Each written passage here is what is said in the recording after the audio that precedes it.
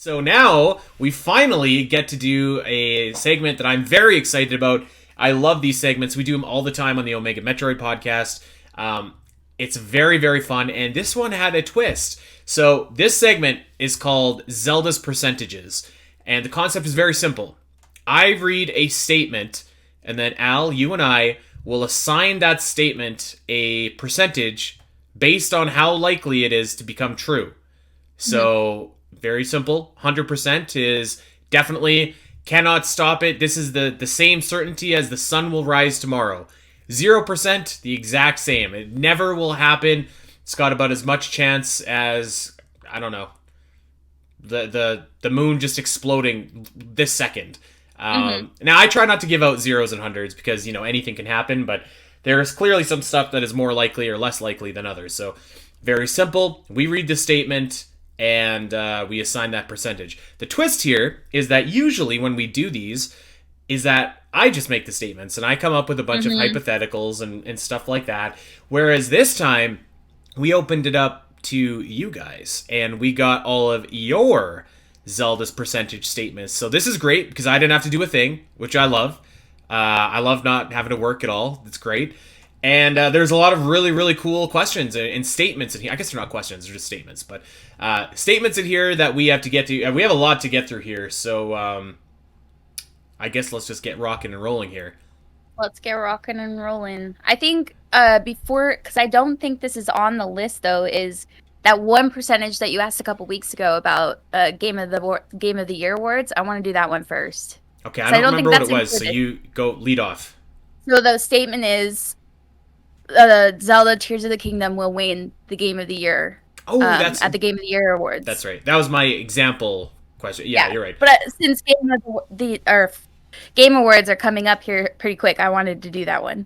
Right. Well, I mean, I guess we should mention too, Tears of the Kingdom was officially nominated for the Game Awards, which is cool. That's awesome. I think we all thought it would be. Super Mario Bros. Wonder was nominated as well. But, so if the statement is Tears of the Kingdom will win the 2023 Game of the Year, I'm going to give that a 20%. Okay. I think it's Baldur's Gate 3, and I think it's Baldur's Gate's to lose. Yep. So I was thinking before I did a little Google search, I was like, oh, I want to say that Baldur's Gate is going to win. But I also think that Zelda has a wider audience. So I was looking it up, and they about matched each other in sales. So at least from what I can tell. That's impressive for Baldur's Gate. I could be wrong. Wow. Yeah. It says 22 plus million. And I think Zelda was also at 20 plus million, I think. Or was it billion? No, Tears of the Kingdom as... are we talking like the specific Baldur's Gate 3 Tears of the Kingdom sales? Yeah. Yeah, Tears of the Kingdom's at about 20... Well, here's what I think gives Baldur's Gate the edge, in that I think typically you haven't seen a lot of repeat Game of the Year winners, like companies, rather. Like, I think you saw... From Software did it twice. They had Elden Ring, and then... What's that other game? Is Circo, or whatever that game is called. I'm sorry, I don't remember what it is. And I think... Naughty Dog might have had two, because they had The Last of Us Part 2, and I don't remember what else. Maybe not.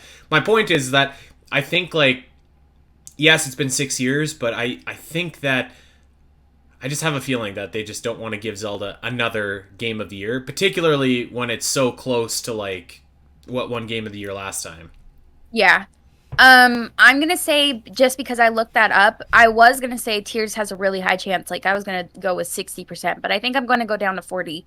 I'm at about 40% that Baldur's Gate is going to win out Tears of the Kingdom. And I'm excited either way, if either of them win, but I would be more excited for Larian Studios to win. And they always do that, like, suite of music at the end with the Game of the Year. So both games have incredible music, so I'm excited to hear either one. So I'm going to say 40% that Tears of the Kingdom will win. Now, I want to say this really quick.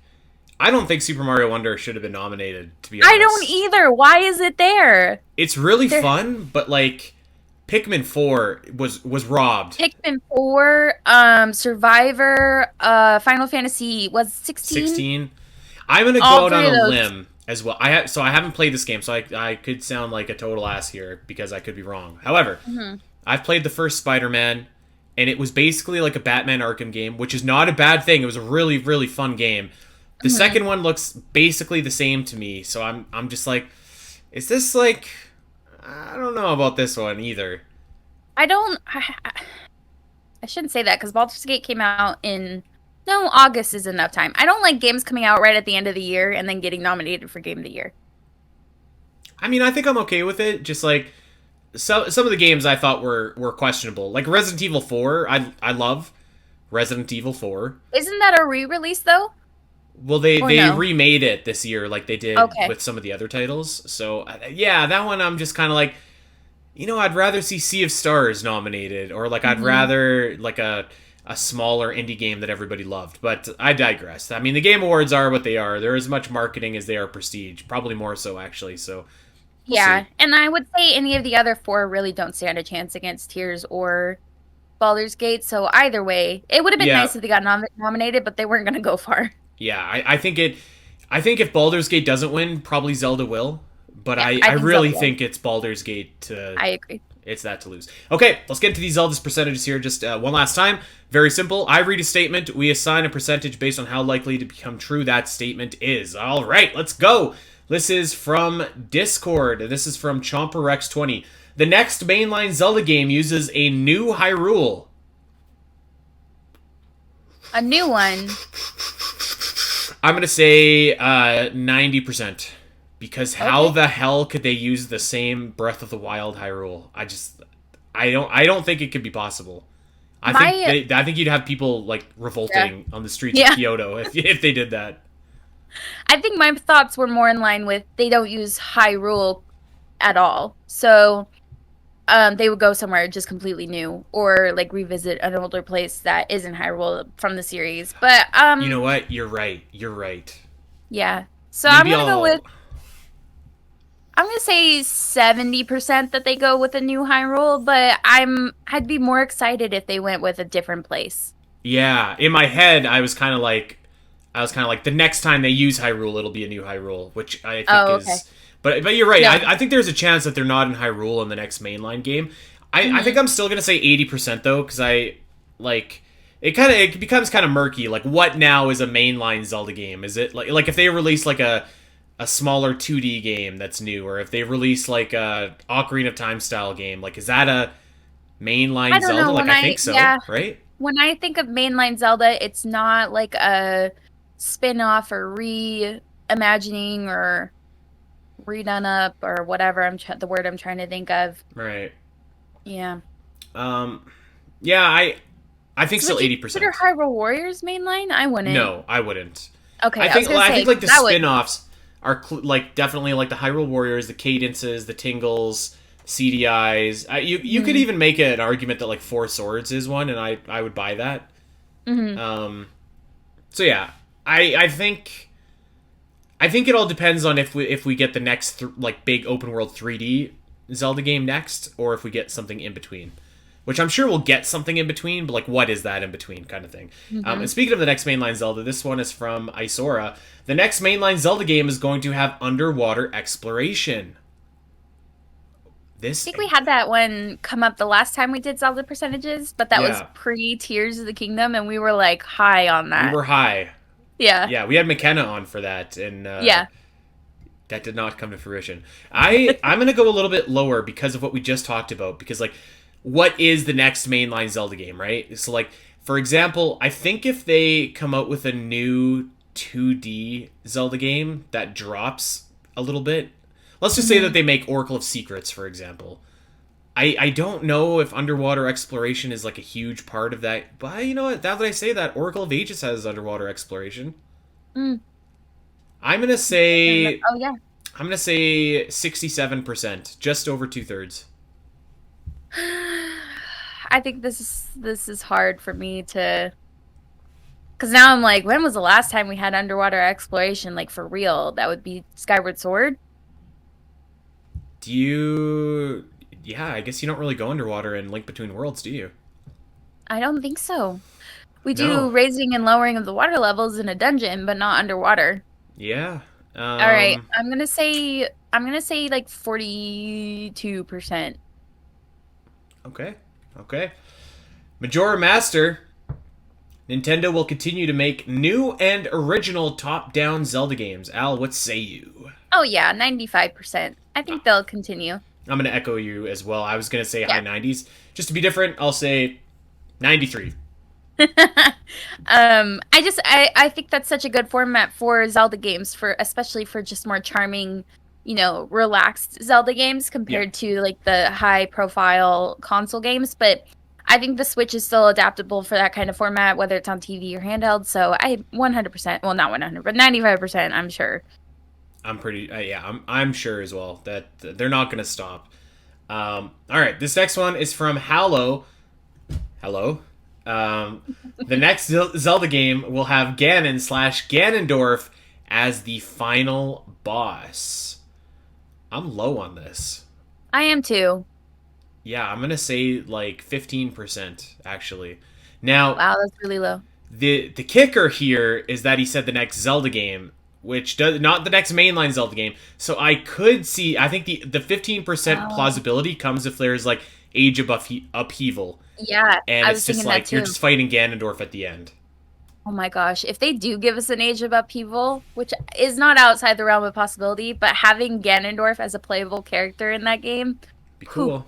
that's gonna be awesome. Cool. I'm gonna go. I want to say I'm lower too, but I'm gonna go a bit higher. I'll say like 37% or whatever, just to because it's Ganon slash Ganondorf, and sometimes I'm able to separate them. I feel like Ganondorf is not a very high possibility, but Ganon is. Like Ganon's higher than Ganondorf in my mind as Right. what could be next. Yeah, I agree with you. Especially like the games that kind of like shoehorn Ganon in at the end. Like Link Between Worlds comes to mind for that. Hmm. Ganon's got nothing to do with anything, but he's just like part of the final boss anyways. Yeah, I can see that. yeah, I kind of hope not though. I kind of hope not. I agree. I think after Tears we could use a little bit of a breather, so we'll see. Hmm. Ocarina Holder 52 asks, doesn't ask, this is a statement. The next Zelda game will have time travel as a game mechanic, not just as part of the story. So, here's my thought. This is certainly a well-worn trope in Zelda, and I could see Yep. them doing it, but I think that you kind of got to play the odds here. I could see them doing it, but the odds would say probably not because more games than have done it have not had time travel. So I would Hmm. say 33%. Um, I think I'm gonna be with you there and just like put myself at a solid 25%, just because time travel as a mechanic has been used. We had a lot of time related stuff in Tears. After coming off of watching Loki, I think if they did like a mechanic where you did like the time slipping that was in that show would be kind of cool, like to be able to go back and repeat a situation, basically saves coming in the gaming world in order to like see if there's a different outcome. That might be cool up in the future, like near future of Zelda, but not like right away after Yeah. Tears. So I'm gonna be low for now, 25. I hope that they give it a break for a Yeah. little bit too. Yeah, It's you're oh, right. it's a good like trope to use in Zelda, but we don't need it back to back. Yeah, I agree. Um, okay, this is from Space Cowboy. The next Zelda game will have a world map in terms of actual size, not content, larger than Tears of the Kingdom. I'm going like 5%. I don't think so. I How can think you?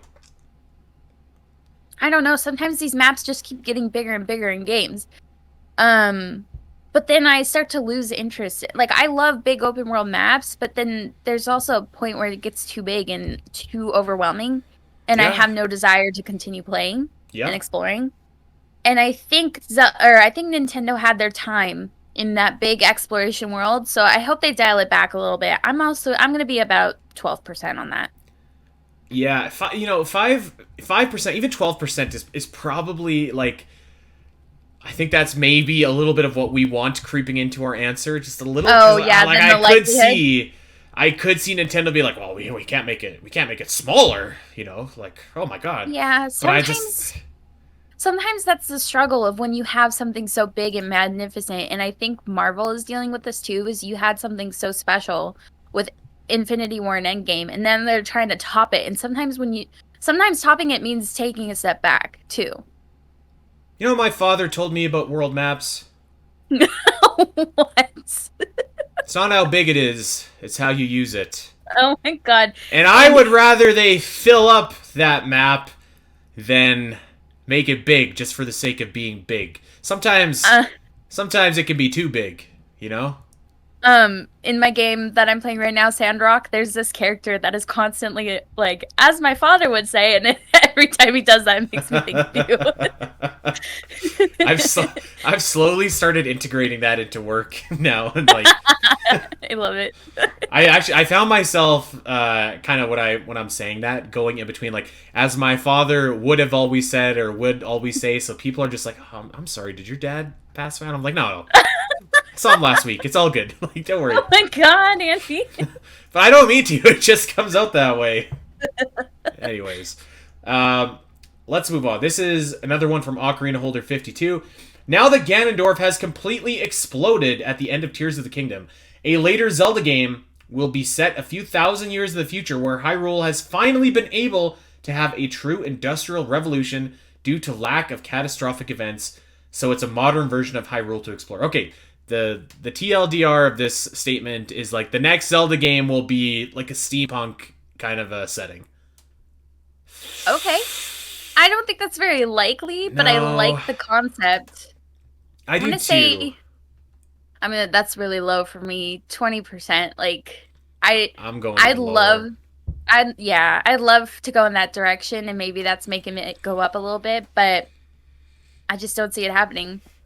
Yeah, I'm gonna go 10%. And if I'm understanding correctly, I think it's more so the aesthetic and like the futuristic kind of vibe that you're looking for. That because I mean you look at Spirit Tracks. I mean you look at Breath of the Wild and Tears of the Kingdom. There's lots of like futuristic technology in those games. I think that's about as like, I don't know, futuristic as like Zelda's gonna get. Because I think it's gonna have those elements, but also keep like the classic fantasy elements too. I would have a hard time picturing just like a full on like steampunk, cyberpunk Zelda game put out by Nintendo. You know?